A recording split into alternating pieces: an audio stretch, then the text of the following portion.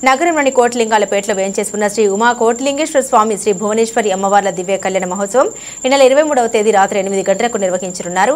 ఈ మేరకు ఈ విషయాన్ని ఉమా కోట్లింగేశ్వర స్వామి దేవస్థానం ఆవరణంలో గల శ్రీ స్వామివారి కళ్యాణ మండపంలో సోమవారం ఏర్పాటు చేసిన విలేకరుల సమావేశంలో దేవస్థాన కార్యనిర్వహణాధికారి ఆర్ లక్ష్మీబాయి వెల్లడించారు. తొలుత స్వామివారి కళ్యాణ మహోత్సవ వివరాలతో కూడిన పోస్టర్ను భక్తుల సమక్షంలో ఆమె ఆవిష్కరించారు. ఈ సందర్భంగా మాట్లాడారు. స్వామివారి కళ్యాణ మహోత్సవంలో భాగంగా 23వ తేదీ ఆదివారం ఉదయం 7:30 స్వామివారికి అమ్మవారికి మంగళ స్నానం, పెళ్లి కుమారుని పెళ్లి కుమార్తెను చేయడం, గణపతి పూజ, ధ్వజారోహణం, అంకురార్పణం, బలిహరణ జరుగుతాయని తెలిపారు.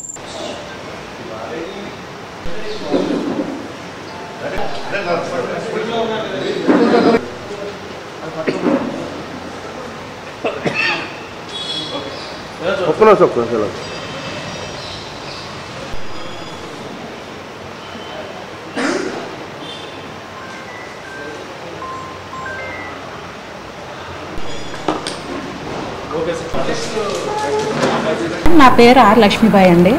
నేను కోట్లింగేశ్వర స్వామి కార్యనిర్వహణాధికారిగా వచ్చి 5 నెలలు అయ్యింది. శ్రీ స్వామివారి దేవస్థానం నందు ఈ నెల 23 నుండి 27 వరకు స్వామివారి దివ్య కళ్యాణ మహోత్సవాలు జరుగుతున్నాయండి.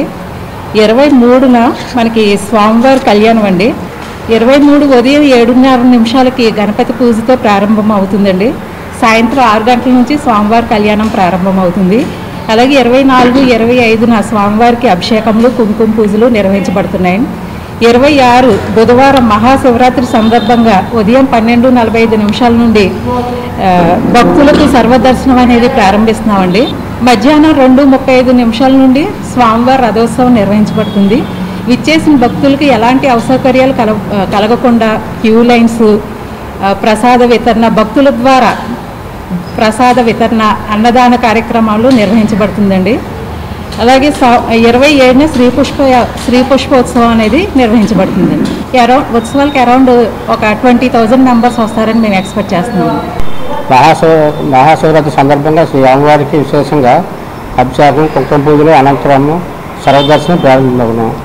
మధ్యాహ్నం 2:30 నుండి శ్రీ స్వామివారి రథోత్సవము వివిధ మంగళ వాయిద్యములతో, సాంకేతిక కార్యక్రమాలతో ఉమా కోట్లింగేశ్వర స్వామి రథోత్సవము సమయ కోటింగాలపేట మరియు స్థానిక భక్తుల బృంద సహకారంతో అత్యంత వైభవంగా జరిగిన స్వామివారి విశేషంగా అభిషేకములు రథోత్సవం జరిగింది. రాత్రి 10 మెయిన్ ఇంపార్టెంట్ రథోత్సవం. మనకి 2:35 నుంచి రథోత్సవం స్టార్ట్ అవుతుంది. ఎమ్మెల్యే గారు ఆ టైంకి వస్తారు.